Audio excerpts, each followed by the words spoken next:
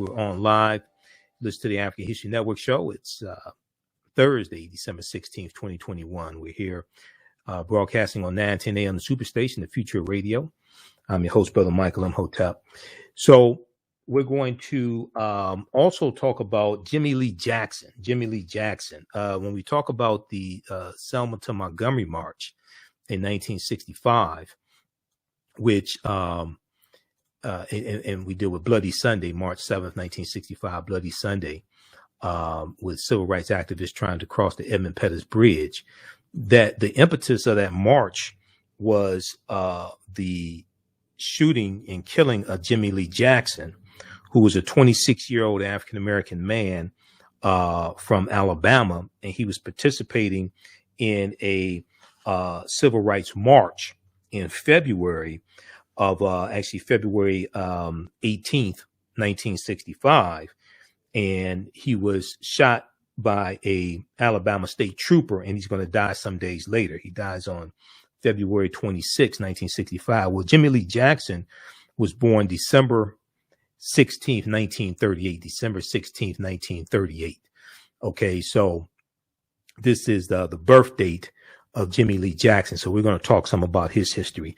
We'll also talk about Anjanette Young. Now, we all remember the viral video, the tragic viral video of this African-American woman, her house being raided by Chicago police officers, and they raided the wrong home. Okay. She was standing there naked for a period of time, and the city council in Chicago is getting ready to vote to award her $2.9 million in damages. $2.9 million in damages. City council is going to vote on this. So we'll talk about this as well, this story here about Anjanette Young. And then we'll talk about Jimmie Lee Jackson as well. Today is Jimmie Lee Jackson's birth date, and originally the march from Selma to Montgomery, what the civil rights activists were going to do is take his coffin and drop it on the door of the state's capital. Montgomery, Alabama, we know is the capital of Alabama. So we'll deal with that story, and we'll talk about Claudette Colvin. So I had been following this story for a few days now, and I saw this piece from CBS News. So I'm going to share this story from CBS this morning. Claudette Colvin, arrested for not giving up her seat for a white woman in 1955, has her record expunged. She finally has her record expunged.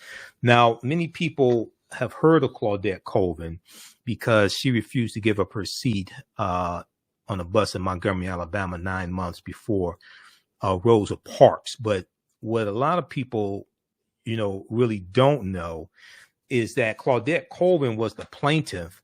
She was the plaintiff, one of the plaintiffs in a landmark U.S. Supreme Court case called Browder versus Gale. Browder versus Gale. And this is during the Montgomery bus boycott. The lawsuit was filed February 1st, 1956. And it's the lawsuit of Browder versus Gale. That's what actually ends segregation on the buses in Montgomery, Alabama. Contrary to popular belief and folklore and just blatant misinformation, it was not the Montgomery bus boycott that ended the segregation on the buses. The Montgomery bus boycott was needed, but that is not what ended segregation on the buses in Montgomery, Alabama. What ended segregation on the buses is the lawsuit of Browder versus Gale. And the plaintiffs in the case were Aurelia S. Browder, Mary Louise Smith, Susie McDonald, and Claudette Colvin. And these were all African-American women who refused to give up their seats on buses in Montgomery, Alabama as well. Okay, so it wasn't just Rosa Parks. I know because of this misinformation and bad history, what have you, people like to think it was oftentimes with the history, the history becomes reduced down to individuals and becomes reduced down to like civil rights superheroes. Okay. But people like Claudette Colvin are not talked about. Willie S. Browder, people like Edie Nixon, who was a past president of the NAACP,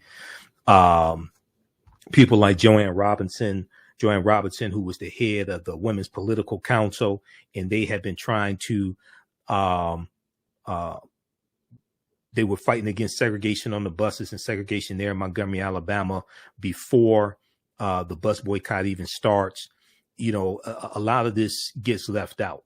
The template for the Montgomery bus boycott was the Baton Rouge, Louisiana bus boycott of 1953. The Baton Rouge, Louisiana bus boycott of 1953, led by the Reverend T.J. Jemison.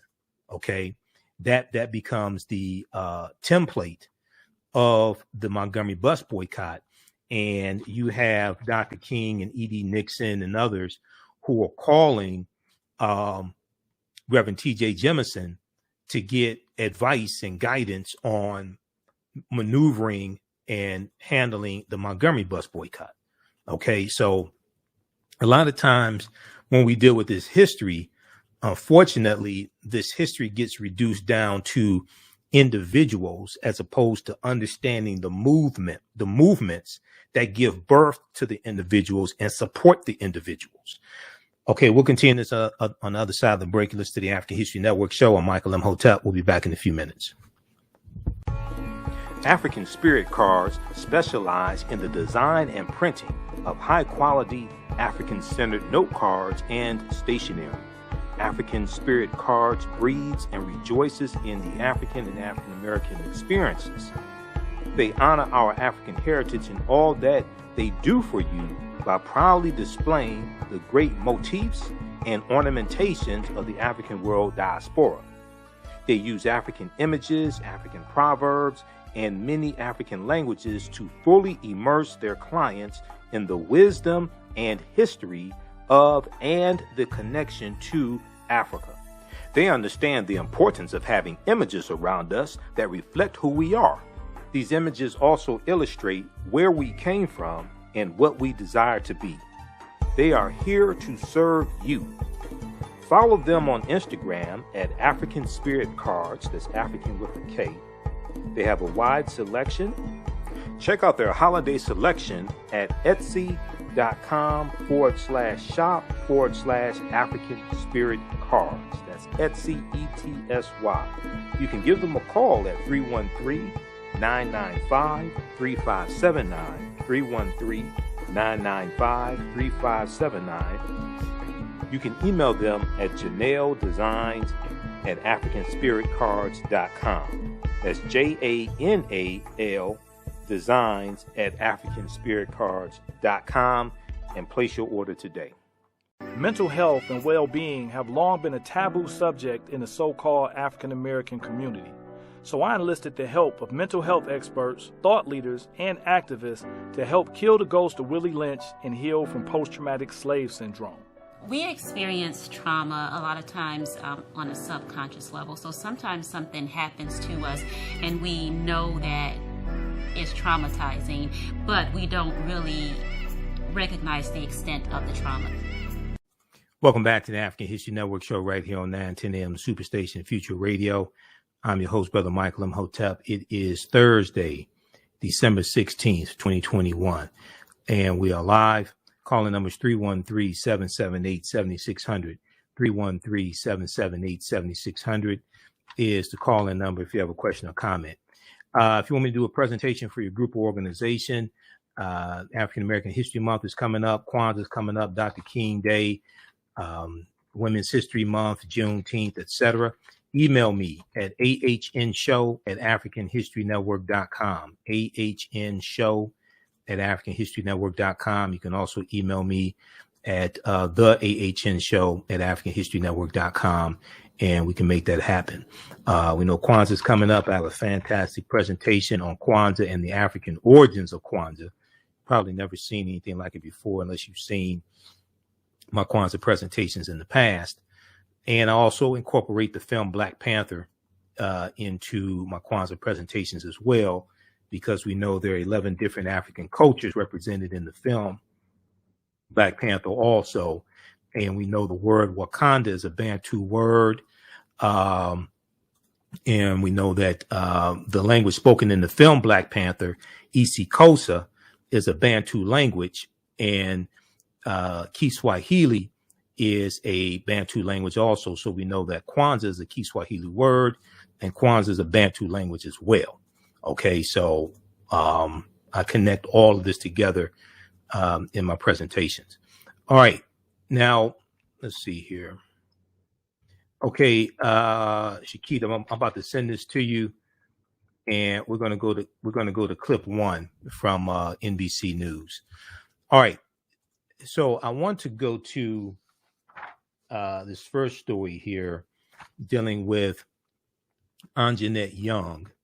And Anjanette Young is an African American woman who we found out about in 2019. Okay, and it was a tragic story. And we remember the raid on her apartment there in Chicago. NBC News has this piece: Black woman handcuffed naked in a raid at wrong home, set to get $2.9 million from Chicago. Anjanette Young sued the city and several police officers over the 2019 botched raid at her apartment. Now, and this piece is from December 14th from NBC News. Now, the Chicago City Council is set to vote on a $2.9 million settlement for Anjanette Young. An African-American woman who sued the city and several police officers over a botched 2019 raid at her apartment. Now, Anjanette Young is a social worker. She was handcuffed while she was naked. She cried and told officers that they were at the wrong home. Okay. But she remained in handcuffs, according to a report from the civilian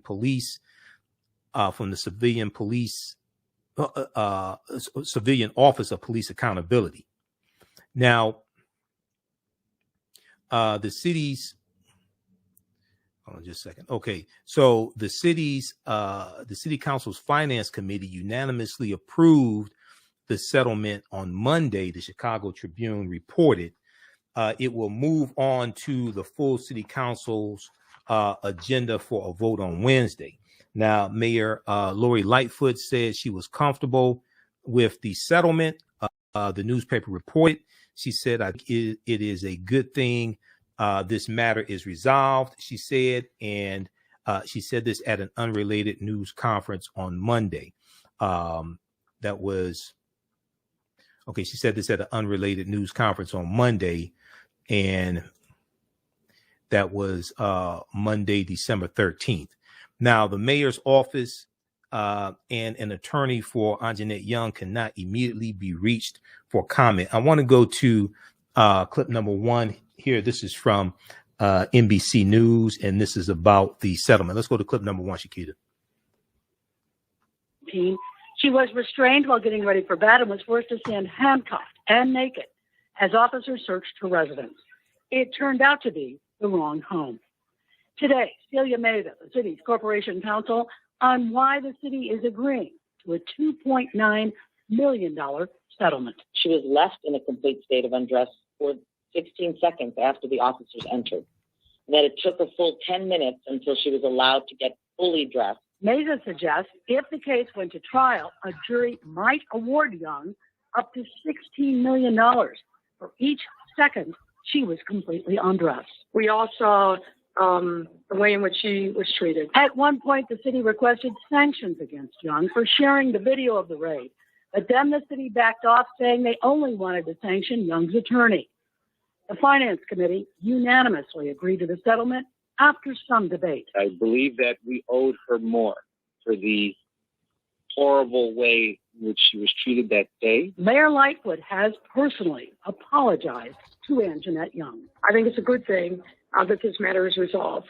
Obviously, assuming City Council approval, this will provide her, I think, with a substantial amount of resources.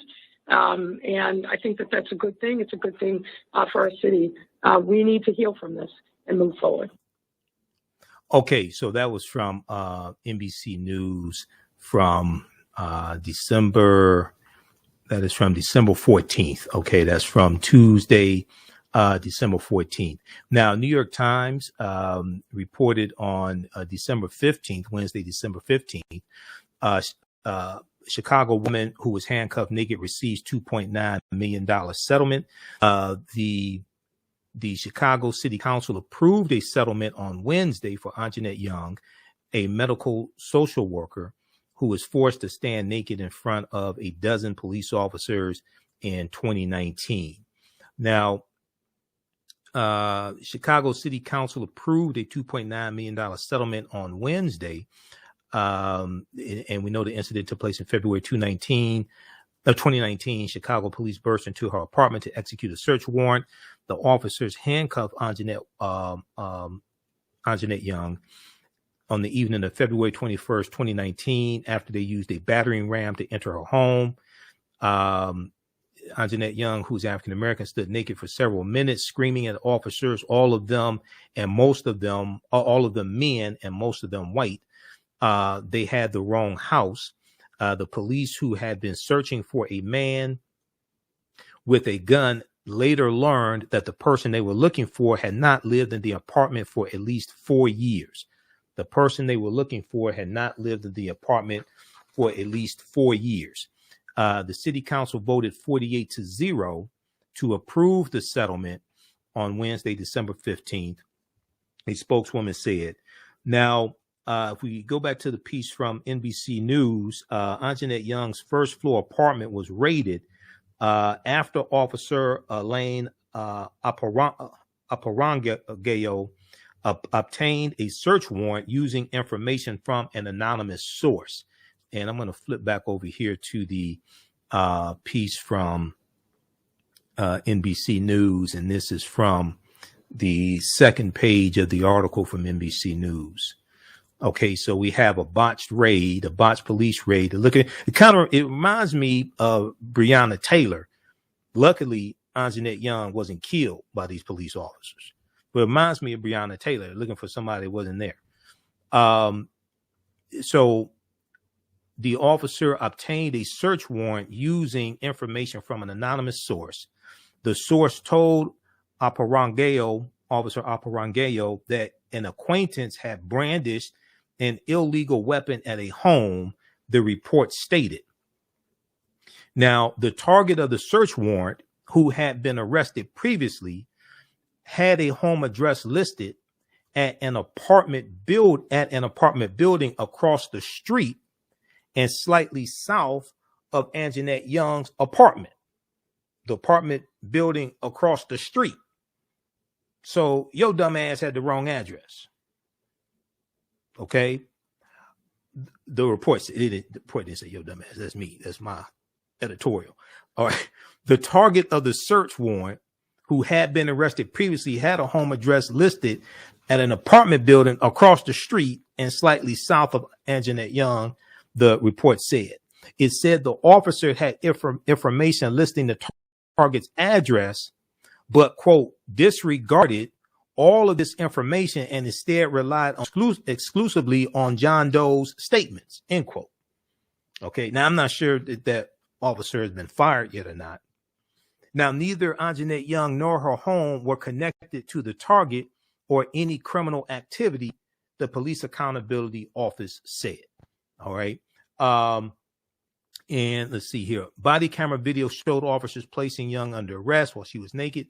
When she asked to see their warrant, she was ignored and was instead questioned about the target. Now, not to make this racial, but I guarantee you, if this was a white woman and they asked to see the warrant, 9 times out of 10, they would not have treated her like this.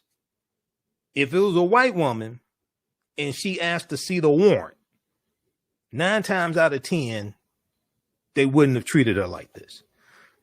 Anjanette Young told police that she did not know the target, according to the report. Okay, we're coming up here on the break. You listen to the African History Network show. I'm Michael Imhotep. We'll be back in a few minutes. Soul in Motion, celebrating 38 years in the arts. This energetic ensemble of dancers and drummers was started by percussionist Michael Friend and is led by choreographer Associate Director Pam Lassiter. Based in the Washington, D.C. area, Soul in Motion is now accepting bookings for Black History Month, Juneteenth, and summer festivals in 2022. Soul in Motion is also available for more intimate events like naming ceremonies and weddings. To find out more or to book your date, call 240-452-1349 or send an email to info@soulinmotion.org. Be sure to check us out on Facebook, Instagram, and YouTube.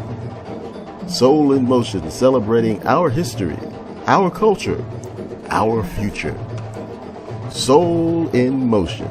Theater, African dance, and drumming since 1984.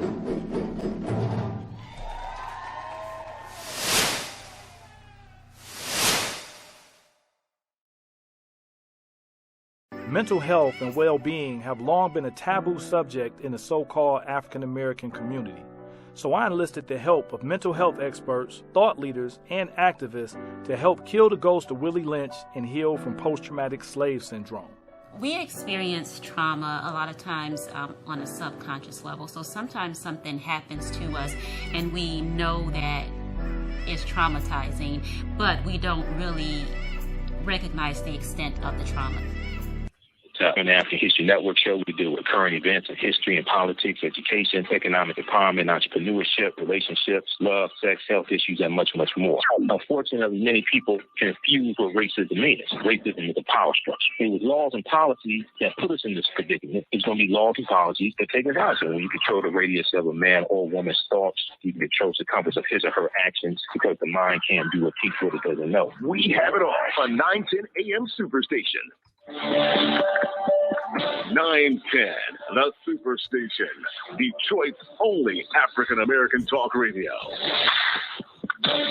Welcome back to the African History Network show right here on 910 AM Superstation, the Future Radio. I'm your host, Brother Michael Imhotep. It is Thursday, December 16th, 2021, and we are live. Be sure to visit our website, AfricanHistoryNetwork.com. You can register for the online courses I teach on Saturdays and Sundays. These are 10-week online classes from the Civil War to the Civil Rights Movement and Black Power, 1865 to 1968. And we do that Saturdays, 12 noon to 2 p.m. Eastern Standard Time. We do this at my online school. We do the sessions live. All the sessions are archived and recorded. You can go back and watch them anytime. And then also the other class I teach is Ancient Kemet, the Moors, and the Ma'afa. Understanding the transatlantic slave trade, what they didn't teach you in school. So we deal with thousands of years of history and what leads up to the transatlantic slave trade taking place. I do a PowerPoint presentation. We have video clips, book articles, references, etc. Normally the classes are $130. We have them on sale right now in a bundle pack. You can register for both classes for only $70. As soon as you register, you can watch the classes we did last weekend. You can join us in the class this weekend. All right. And you still have access to the full class even after the class is over with. Okay, so right before the break, we were talking, giving you an update on the story that we found out about that took place in 2019 about Anjanette Young, Chicago woman who was handcuffed naked, receives $2.9 million settlement from Chicago City Council. They voted on Wednesday, December 15th. Check out this piece from the New York Times. Okay, now, I want to go to this next story. Shakita, I just sent you another clip. We're going to go to that clip. Reverend Raphael Warnock. On yesterday's show, I shared a segment of Reverend Raphael Warnock on the Senate floor from Tuesday. And he was calling out both Republicans and Democrats on not changing the filibuster for voting rights, but altering the filibuster for to raise the debt limit. Okay, and I want to go back to that clip here because he really was making sense, and he talked about bipartisanship also. Let's go back to that clip, Shakita. We're going to go to that in just a second. Exceptions made in the past couple of weeks on the filibuster rule. Now, frankly, that the January 6th investigation has revealed so much terrible backstory in terms of how serious the plot was to overthrow the election and to pervert the administration of the election in 2020. Do you sense any movement, any shift among your Democratic colleagues to your way of thinking on this? We've been having some encouraging conversations. I've been talking to many of my colleagues, including Senator Manchin, and I've been talking to Leader Schumer, others throughout the weekend. And I'm going to continue to make the case because, again, I think this is the most important thing we can do this Congress.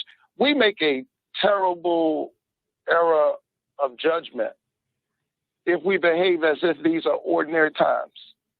These are no ordinary times. And if we don't do something to protect our democracy, here's my fear, Rachel. I fear that we may well have crossed a Rubicon that will make it difficult for us to get back what we imagine, what we take for granted as a democracy. Democracies don't die all at once.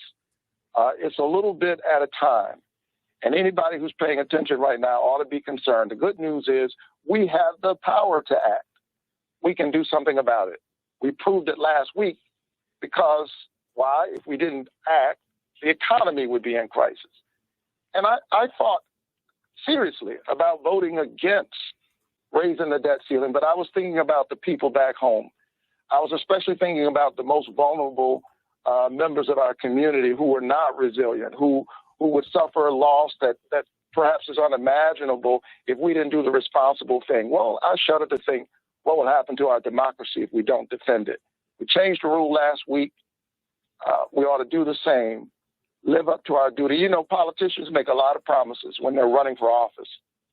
But the one thing that I swore to do when I put one hand in the air and the other on the Bible, I swore to defend the Constitution. And I'm determined to do that, and I hope that my colleagues will live up to this moment. Okay.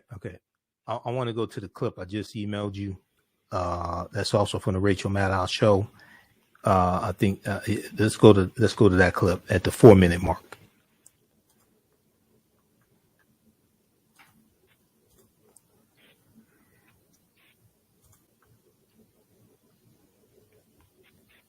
Okay. So now this is the clip that from Tuesday's show. This is from this is Reverend Raphael Warnock on the Senate floor on Tuesday, and he's calling out both Democrats and Republicans for changing the filibuster to save the economy and raise the debt ceiling, but not changing the filibuster to save democracy. Let's go to the clip. The colleagues are saying, well, what about bipartisanship? Isn't that important? I say, of course it is. But here's the thing we must remember. Slavery was bipartisan. Jim Crow segregation was bipartisan. The refusal of women's suffrage was bipartisan. The denial of the basic dignity of members of the LGBTQ community has long been bipartisan. The 3/5 compromise was the creation of a putative national unity at the expense of Black people's basic humanity. So when colleagues in this chamber talk to me about bipartisanship, which I believe in, I just have to ask, at whose expense? Who is being asked to foot the bill for this bipartisanship? And is liberty itself the cost? I submit that that's a price too high and a bridge too far. To my Democratic colleagues, I say, while it is deeply unfortunate, it is more than apparent that it has been left to us to handle alone the task of safeguarding our democracy. The judgment of history is upon us. Future generations will ask, when the democracy was in a 911 state of emergency, what did you do to put the fire out? Did we rise to the moment, or did we hide behind procedural rules? I believe that we Democrats can figure out how to get this done, even if that requires a change in the rules, which we established just last week that we can do when the issue is important enough. Well, the people of Georgia and across the country saying that voting rights are important enough. I think the voting rights are important enough. Once we handle the debt ceiling, the Senate needs to make voting rights the very next issue we take up. We must do voting rights, and we must deal with this issue now. Okay, so okay, you pause right there. Okay, so that was Rich. So that is what happened in the Senate on Tuesday. Okay, Tuesday, December 14th. And read the article here from NBC News. He talked about this yesterday. And Senator sees debt limit increase as model to pass voting legislation. The senator, they're talking about Senator Raphael Warnock of Georgia, who you just heard. This piece is from December 14th. Also, Senator Raphael Warnock, Democrat of Georgia, is frustrated that the Senate found a way to pass an increase in the debt limit without any Republican support, but can't use the same mechanism to pass stalled voting legislation. Now, as we talked about on our shows the past couple of days, this goes back to last week when you have 14 Republicans who voted to they voted to break the filibuster to then allow Democrats to then vote with 51 votes to raise the debt limit. The reason why is because Republicans want to, in the 2022 midterm elections, then blame Democrats for raising the debt limit. Okay, even though it's to raise the debt limit to pay for some of the things that Republicans ran up on the corporate credit card, so to speak. So there was a piece from CNN from last week that deals with this. Where is that? Right here. Okay, I gotta find it. Okay, we're coming up on another break. We'll deal with this on the other side of the break. This is the African History Network show. I'm Michael Imhotep. We'll be back in a few minutes. Kwanzaa is coming, and the KwanzaaShop.com has all of your Kwanzaa needs. Order your Kwanzaa set today, which includes a kinara, candles, a mat, a cup, the African American flag, and a basket.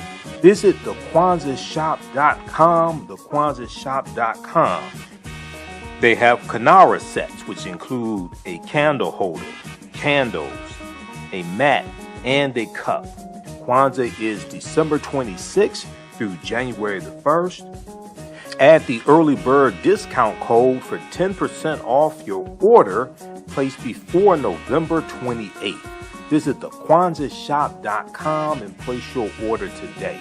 The KwanzaaShop.com has all of your Kwanzaa needs to celebrate this African American Pan-African holiday. The KwanzaaShop.com.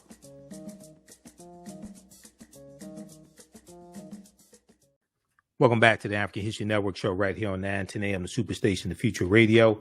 I'm your host, Brother Michael Imhotep. It is Thursday, December 16th, 2021. Okay, so right before the break, the article I was trying to find was this one here from CNN. 14 GOP senators. 14 GOP senators broke a filibuster to advance debt limit fast track process. 14 GOP senators. This year's Dreamforce, you can. 14 GOP senators broke a filibuster to advance debt limit fast track process. This is from Thursday, December 9th, 2021. Okay, so read that article from CNN. Okay, now I want to go to this clip here. Derrick Johnson, from a CEO and president of the NAACP, was part of a meeting of civil rights leaders and some key U.S. senators, key Democratic U.S. senators. Okay. And let's see, we're going to that clip from the last word, Shakita. So this meeting took place on Thursday. It took place on Wednesday, December 15th. And it was organized by Michigan U.S. Senator Gary Peters, who's a Democrat as well. And it's to advance voting rights and to deal with the filibuster and come up with a workaround for the filibuster to get the voting rights bills passed. All right, so Derrick Johnson was on the last word. This is clip number 4. He was on the last word with Lawrence O'Donnell from Wednesday, December 15th, after the meeting, and he's talking about what happened at the meeting. Let's go to clip 4, please.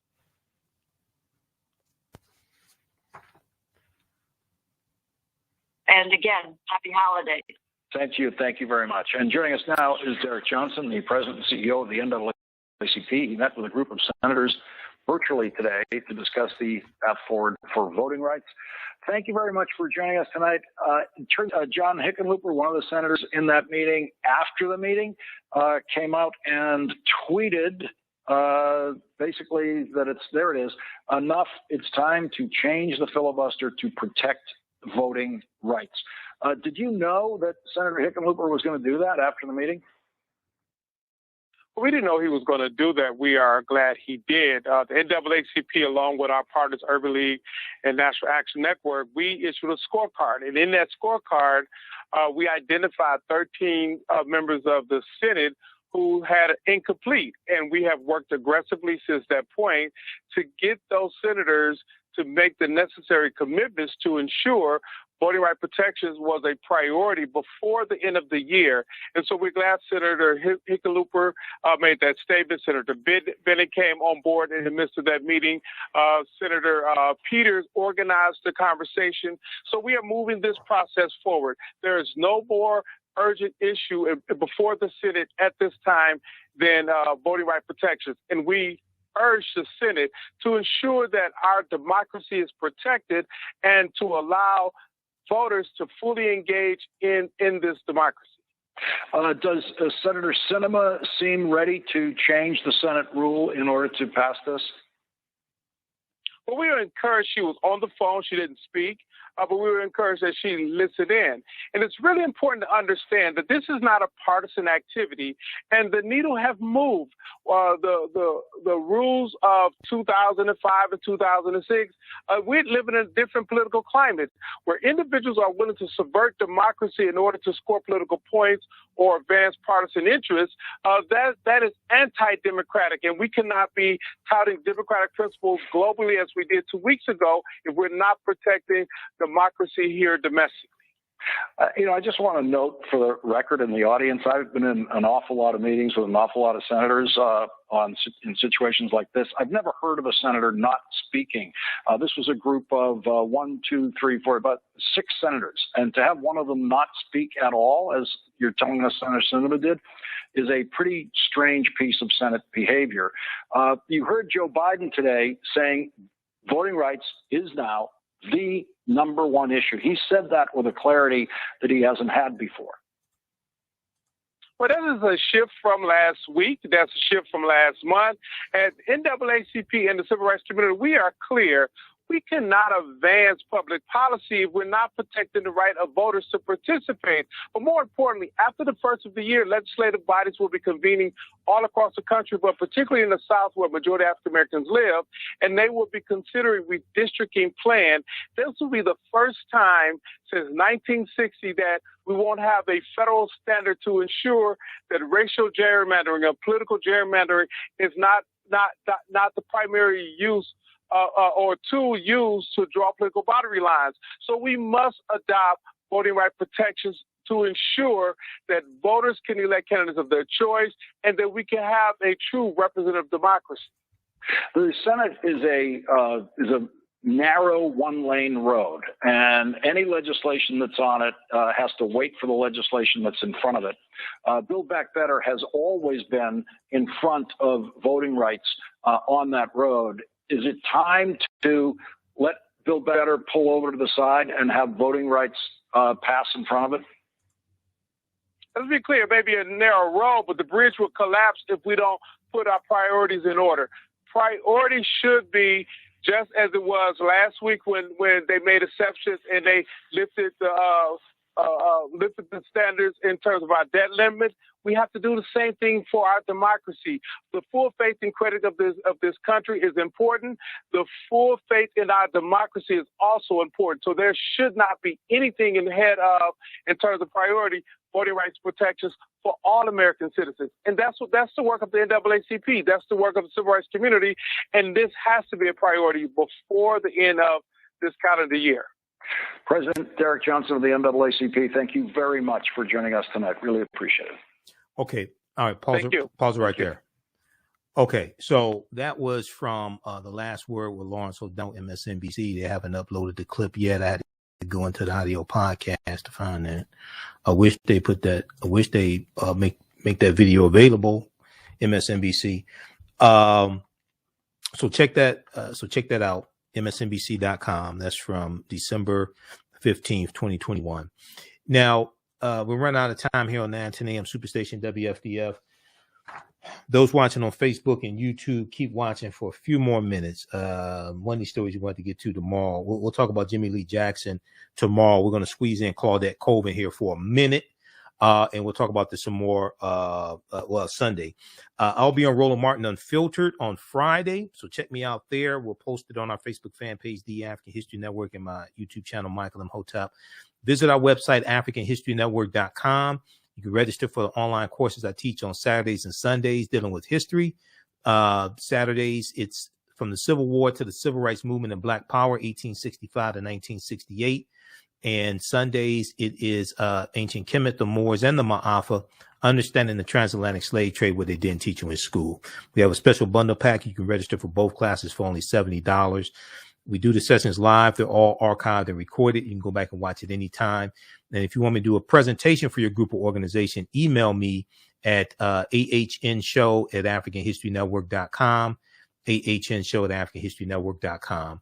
And if you like this type of information, you can support the African History Network, $ the AHN Show through Cash App or through PayPal, paypal.me/the AHN Show, or click on the yellow donate button at our website. Right now, it's correct wrong behavior is not over till we win. Wakanda forever.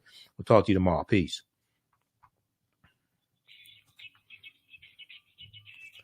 All right, stand by. Let me clear this call. Okay, very quickly here. Let's continue, and let me pull up the information here. For Cash App. This is our official Cash App account. $ the AHN Show through Cash App. When you go to it, it says Michael and it shows my picture there. This is our official Cash App account. Hold on. I gotta get used to this. I just installed Windows 11.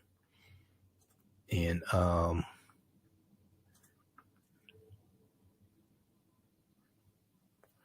trying to get you. Wait, let me pull this back up. Okay, so when you go to it, it says Michael and shows my picture there. These other ones here are fake African History Network Cash App accounts.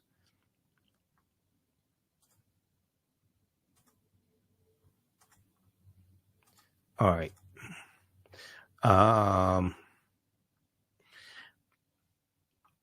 Yeah, these other ones are fake African History Network Cash App accounts. Okay.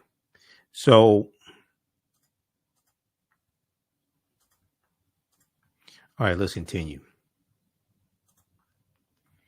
Also read this piece here from the Washington Post from, this is from December 15th. Oh, put the, which they stop saying yesterday as the date. Just put the damn date on there. You get paid enough money to do that. Just lazy. Put the date on there. Actually, yesterday, I think they're referring to, yeah, this was from the 15th. Put the date on there, please. Senate Democrats renew focus on voting rights as domestic policy bill stalls and filibuster changes are considered. Okay, read that from the Washington Post. Okay, now, the story here dealing with Claudette Colvin, I've been following this some and heard that she was trying to get the conviction from 1955. She was trying to get that expunged. And there's a piece here from CBS News, and we'll do it some more on Sunday show because we're on for 2 hours on Sunday. Claudette Colvin arrested for not giving up her seat for a white woman in 1955 has record expunged. This is from CBSNews.com. Let me pull this up here. This is from CBSNews.com. Claudette Colvin, arrested for not giving up her seat for a white woman in 1955, has record expunged. Quote, "My name was cleared. I'm no longer a juvenile delinquent at 82, end quote. Now, this piece is from December 16th, 2021. They have a segment on CBS this morning with Gayle King about Claudette Colvin. Now, Claudette Colvin was 15 years old in 1955 when she refused to give up her seat on a bus in Montgomery, Alabama, 9 months before Rosa Parks refused to give up her seat December 1st, 1955. Claudette Colvin was arrested and charged, as many others were also. Now 82 years old, Claudette Colvin filed a petition to have the record expunged, to have the record of the incident wiped clean, and a judge in Montgomery, Alabama has granted the request. CBS Mornings, in an exclusive interview with Claudette Colvin said, "My record was expunged and my name was cleared, and I'm no longer a juvenile delinquent at 82. Now, although she now has a clean record, she said she will be remembered as the girl who on March 2nd, 1955, refused to give up her seat on a crowded city bus." Claudette Colvin said she was with three classmates.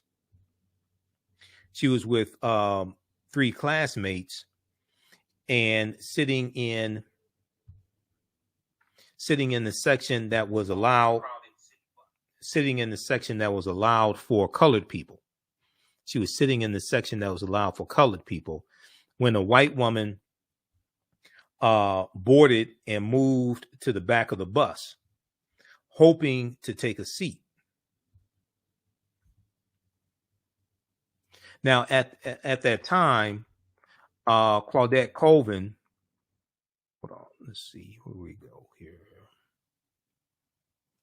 At that time, Claudette Colvin explained a black person and a white person could not sit in the same row.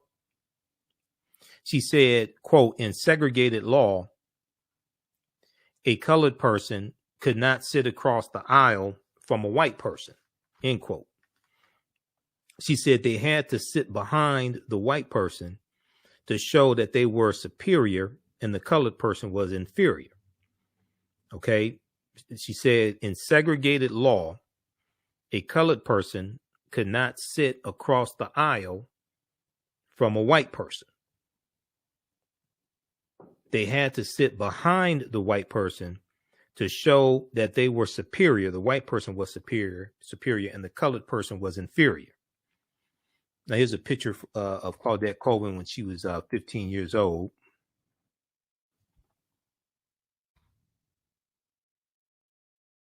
Picture of Claudette Colvin when she was 15. Okay, now, the bus driver asked the kids to move, and 3 of the children did, but Claudette Colvin refused to move. She said, quote, I said I could not move because history had me glued to the seat, she recalled. And they say, how was that? I say, well, it felt as though Harriet Tubman's hands were pushing me down on one shoulder and Sojourner Truth's hands was pushing me down on the other shoulder. She said it felt as though Harriet Tubman's hands were pushing her down on one shoulder and Sojourner Truth was pushing her down on the other shoulder. Now, the driver flagged down a traffic patrolman, and she said, and he asked me why I was sitting there, and I was even more defiant. I said, quote, I paid my fare, and it's my constitutional rights. She said, I paid my fare, and it's my constitutional rights. That'd be the 14th Amendment. A few stops later, another officer boarded the bus and manhandled her to get her off of it, she said. She spent only a few hours in the local jail, but she still has nightmares of her cell's mattressless cot. It was a cot without a mattress, and the noise the door made as it clanged shut. She faced 3 charges. Those for disturbing the peace and breaking segregation law were dropped. She faced 3 charges. Those for disturbing the peace and breaking segregation law were dropped, but the charge for assaulting a police officer had stayed with her for more than 60 years. The charge for assaulting a police officer has stayed with her for more than 60 years.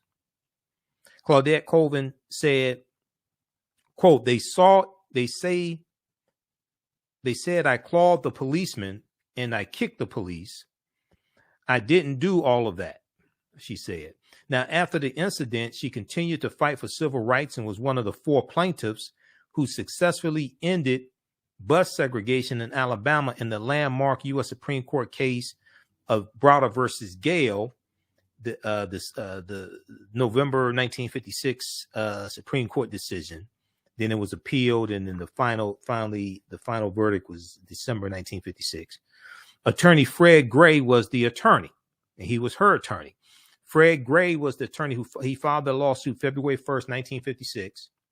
Attorney Fred Gray, who's still alive, and Roland Martin just interviewed him, legendary civil rights attorney Fred Gray was the attorney who filed the lawsuit against the federal government for the survivors and the descendants of the Tuskegee experiment of untreated syphilis in the Negro male. It was about 1974 the lawsuit was filed.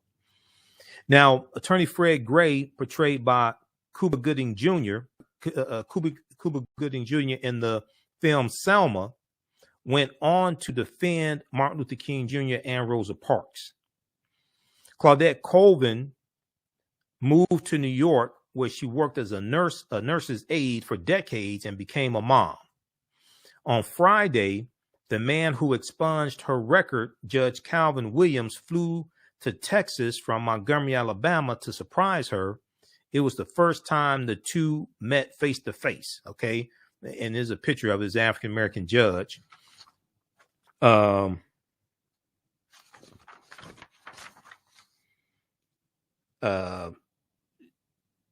Judge Calvin Williams. Okay. Judge Calvin Williams. It was the first time the two met face to face. Judge Calvin Williams said, I want to, on behalf of myself and all the judges in Montgomery, offer my apology for the injustice that was perpetrated upon you. Judge Williams told Claudette Colvin. Now, Claudette Colvin said her cleared record was important to her for the message it would send to her grandchildren and great-grandchildren. She said, quote, because when they go out into the world, the struggle of being African American is still going on. She said, so I want my grandchildren to know that their grandmother stood up for something when she realized that she was an American at a very early age. Okay, she said, so I want my grandchildren to know that their grandmother stood up for something when she realized that she was an American at a very early age and she wanted equal rights, just as those other students and all the other bus and all of the other bus audience and all of the other people in Montgomery. That's what I want my grandchildren to know, end quote. Okay, so check out this piece here from CBS News. We'll talk about this some more on Sunday. We'll play the interview on Sunday. Claudette Colvin arrested for not giving up her seat for a white woman in 1955 has record expunged. Quote, my name was cleared. I'm no longer a juvenile delinquent at 82.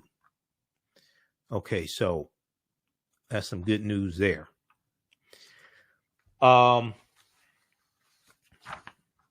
Today is Jimmie Lee Jackson's birthday. And Jimmie Lee Jackson was partially the inspiration for the Selma to Montgomery March. We'll deal with this. We'll talk about this some more Sunday, but we'll just look at this very quickly here. I posted about it on my Facebook fan page, The African History Network, The African History Network, and our YouTube channel, Michael Imhotep also.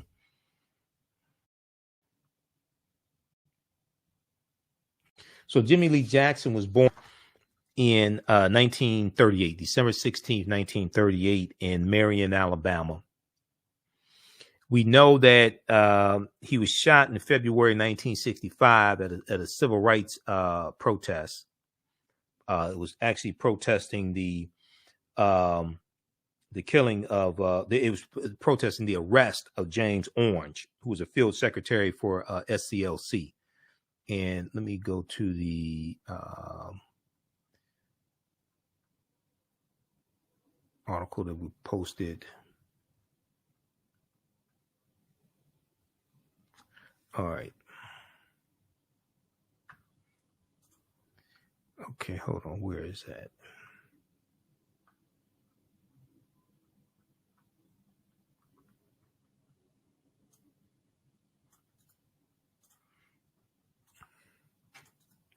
Okay, there's a piece from, so I posted a piece from the Facebook page Black American about Jimmie Lee Jackson.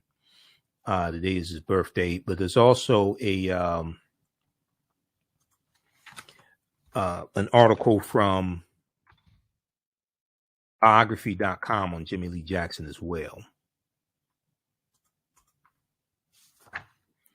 So Jimmie Lee Jackson was shot and killed by an Alabama state trooper in 1965. His death inspired the civil rights demonstration that led to the Voting Rights Act.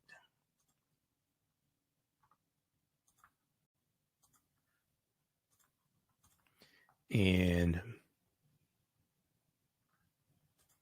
here's a picture of Jimmie Lee Jackson here. Okay, so he's born December 16th, 1938. He died February 26, 1965. A few days after he was shot and killed by, a few days after he was shot by Alabama state trooper James Bernard Fowler. Now, Jimmie Lee Jackson became part of the civil rights movement as a young man. After participating in a peaceful protest in Alabama in February 1965, he was shot by a state trooper. He died a few days later. His death inspired the Voting Rights March. The violence at that protest, known as Bloody Sunday, March 7th, 1965, made more Americans favor civil rights and made it possible to pass the 1965 Voting Rights Act. So Jimmie Lee Jackson was born December 16, 1938, in Marion, Alabama, a small town located near Selma. After fighting in the Vietnam War and spending time in Indiana, he returned to his hometown of Marion, Alabama. There he made about $6 a day as a laborer and woodcutter. So he was a deacon of his church. He was the youngest deacon at his Baptist church, and he fathered a daughter. Inspired by the civil rights movement, he also tried to vote for the first time in his life. Inspired by the civil rights movement, Jimmie Lee Jackson tried to vote for the first time in his life. He made several attempts to register as a voter, but never got past the many hurdles that have been set up to keep African Americans from casting ballots. And these are the poll taxes, the literacy tests, things like this, the obstacles that white supremacists put in the way of African Americans being able to vote, okay, in these southern states. And there's a piece from the root.com that deals with 5 things you should know about Selma, 5 things you should know about Selma, and it deals with the Selma to Montgomery March. And one of the things it talks about here is that the Selma movement helped give birth to the Black Panther Party. Okay, at the end of the Selma to Montgomery March, 23-year-old SNCC activist Stokely Carmichael decided to head to Lowndes County, Alabama, where 80% of the population was African American in Lowndes County, Alabama, Lowndes, but where 0 African Americans were registered voters. And Stokely Carmichael headed there to build a new political party. He formed the Lowndes County Freedom Organization, which used the Black Panther as its symbol. Okay, the Lowndes County Freedom Organization used the Black Panther as its symbol. This is before the Black Panther Party for Self-Defense is founded. They're not founded until October 1966. Okay, in October 1966, Stokely Carmichael, who is now head of SNCC, and because he won the chairmanship, okay, from John Lewis in SNCC, and it caused the rift in SNCC. There was a rift already developing, but it furthered the rift, and a lot of them going to leave. John Lewis leaves SNCC, a lot of other ones, Diane Nash, Bernard Lafayette. SNCC adopted a Black Power stature in ideology, rightfully so. Black Power, the Black Power movement comes out of SNCC, okay, and Black Power was the next logical step of the civil rights movement. So Stokely Carmichael formed the Lowndes County Freedom Organization, and let me see. Let's see. What can we pull up here? And their symbol was a Black Panther. Because when you have a political party, all political parties have a symbol. And you especially needed a symbol when you're dealing with some people who, are illiterate. You definitely want a symbol. The Lowndes County Freedom Organization used the Black Panther as their symbol. Now, in October 1966, Stokely Carmichael Kwame Ture, who's now head of SNCC and a leading voice of the Black Power movement, was a keynote speaker at a conference in Berkeley, California. In attendance were Huey P. Newton and Bobby Seale, who would adopt the Black Panther logo of the Lowndes County Freedom Organization for their new organization they were forming in Oakland, California, called the Black Panther Party for Self-Defense. And they got permission to use the Black Panther as their symbol. They got permission from the Lowndes County Freedom Organization to use the Black Panther as their symbol. There's an article here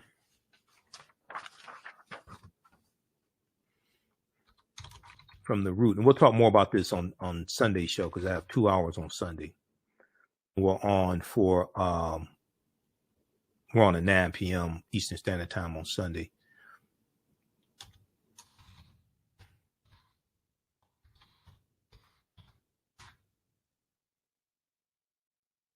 Okay, so check out this piece here from the Root. I'm not a big fan of the Root, but they do have some good articles every now and then that are good.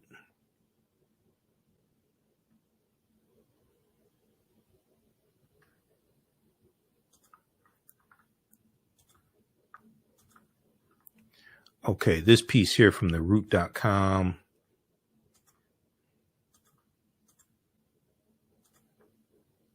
Five things you should know about Selma. 5 things you should know about Selma. Okay, and this deals with Selma. It talks a little bit about the movie Selma, but it deals with the Selma to Montgomery March. Okay, and number 5, the Selma movement helped to give birth to the Black Panther Party. Okay, so check this out.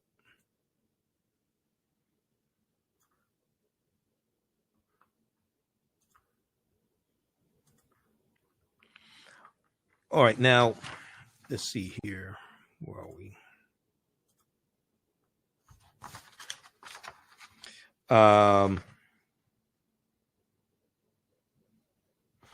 Okay, so read the rest of this here about Jimmie Lee Jackson. We'll talk more about this on Sunday's show.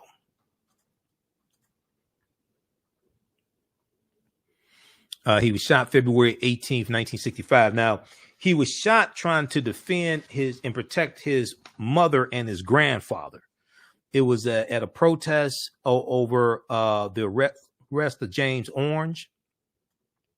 And even nonviolent demonstrations were opposed by segregationists who held power in Alabama. And that night, the town's streetlights were turned off under the cover of darkness. Police and state troopers attacked the protesters with billy clubs, sending them fleeing in different directions.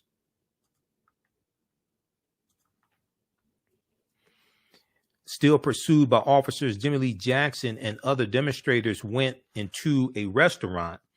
They went into Max Cafe. Jimmie Lee Jackson was shot in the stomach at Max Cafe by Alabama State Trooper James Bernard Fowler. Okay. Witnesses recounted that Jimmie Lee Jackson had been protecting his mother and his 82-year-old grandfather from the state troopers when he was shot. State Trooper James Bernard Fowler, who did not admit to the killing until an interview in 2005 with the Anniston Star, claimed he had been acting in self-defense and was trying to keep Jimmie Lee Jackson from grabbing his gun. Okay. Fowler said, quote, "I don't remember how many times I pulled the trigger, but I think I just pulled once, but I might have pulled it 3 times. He said, I don't remember.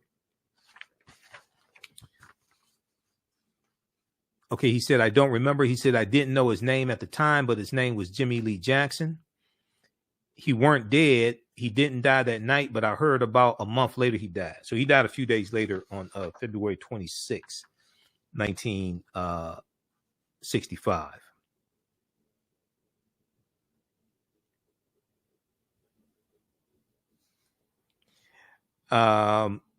Now, so Dr. King spoke at Jimmie Lee Jackson's funeral. James Fowler's conviction.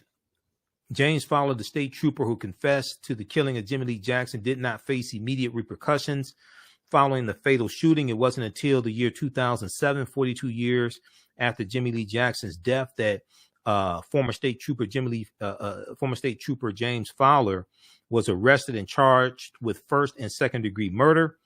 Fowler initially maintained that he acted to defend himself, but eventually accepted a plea bargain for misdemeanor manslaughter.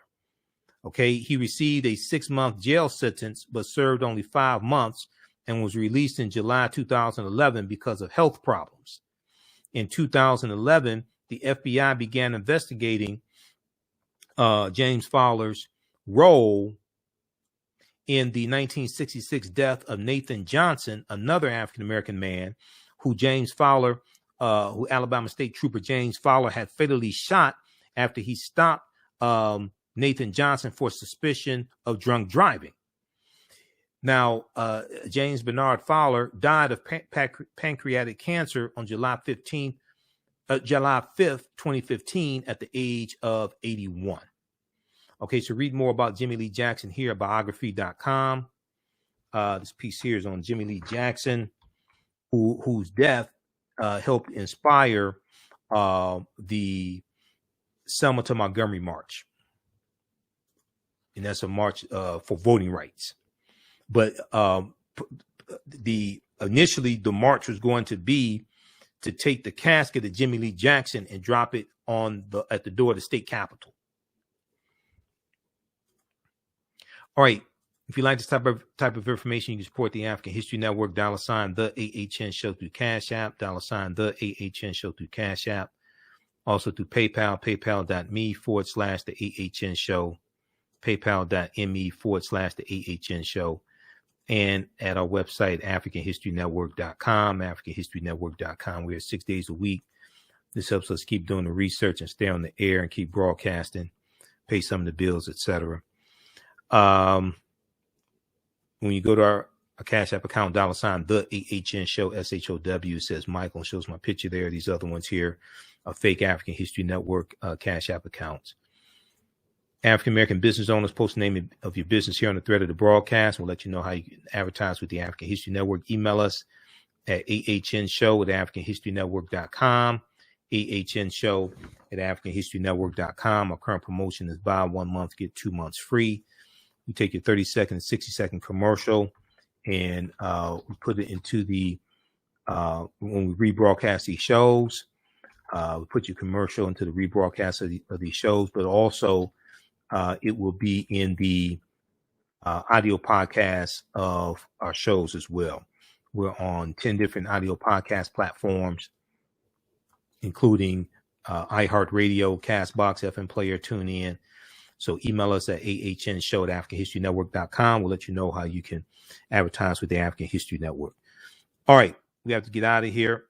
Remember, we focus on educating, empowering, and inspiring people of African descent throughout the diaspora and around the world, because right now it's correct wrong behavior. It's not over till we win. Wakanda forever. And we'll talk to you next time. Peace.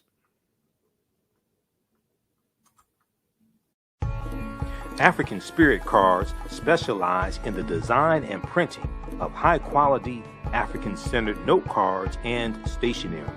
African Spirit Cards breeds and rejoices in the African and African-American experiences. They honor our African heritage in all that they do for you by proudly displaying the great motifs and ornamentations of the African world diaspora. They use African images, African proverbs, and many African languages to fully immerse their clients in the wisdom and history of and the connection to Africa. They understand the importance of having images around us that reflect who we are. These images also illustrate where we came from and what we desire to be. They are here to serve you.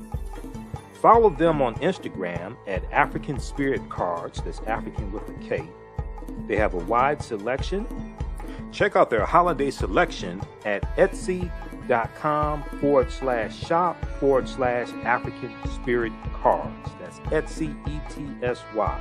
You can give them a call at 313-995-3579, 313-995-3579. You can email them at janeldesigns@africanspiritcards.com. That's JANAL designs@africanspiritcards.com, and place your order today.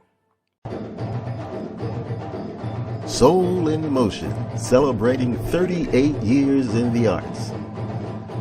This energetic ensemble of dancers and drummers was started by percussionist Michael Friend and is led by choreographer Associate Director Pam Lassiter. Based in the Washington, D.C. area, Soul in Motion is now accepting bookings for Black History Month, Juneteenth, and summer festivals in 2022. Soul in Motion is also available for more intimate events like naming ceremonies and weddings. To find out more or to book your date, call 240-452-1349 or send an email to info@soulinmotion.org. Be sure to check us out on Facebook, Instagram, and YouTube. Soul in Motion, celebrating our history, our culture, our future. Soul in Motion. Theater, African dance, and drumming since 1984.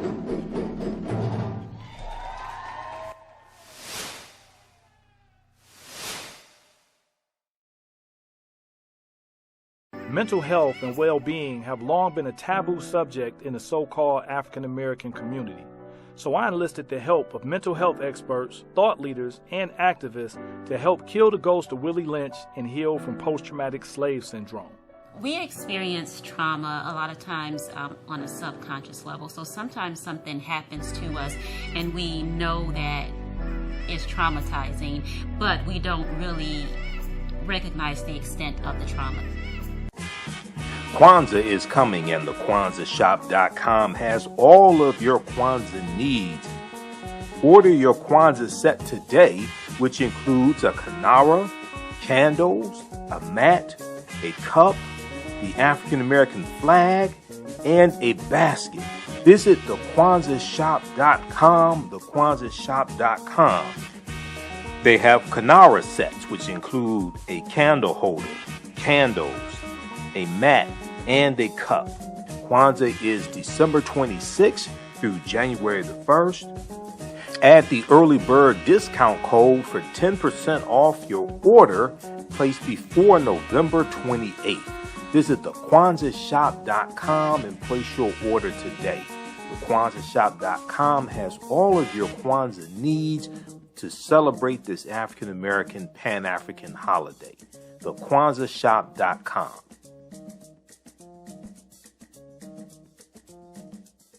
Black on Purpose Television Network. Yes, Black on Purpose Television Network. All black, all positive, all the time. The largest black-owned streaming television network in the world. Bringing our people together worldwide. Controlling our messages, our stories, our way. Black TV the way it should be. Black music, Black history, and more. 30 plus channels, thousands of shows. Black on Purpose Television Network. Subscribe now. Hi, I'm Joel Wilson, President and CEO of JCW Computer Consulting LLC, a technology implementation firm with over 20 years of satisfying customers. We offer a full spectrum of industry top-tier branded services.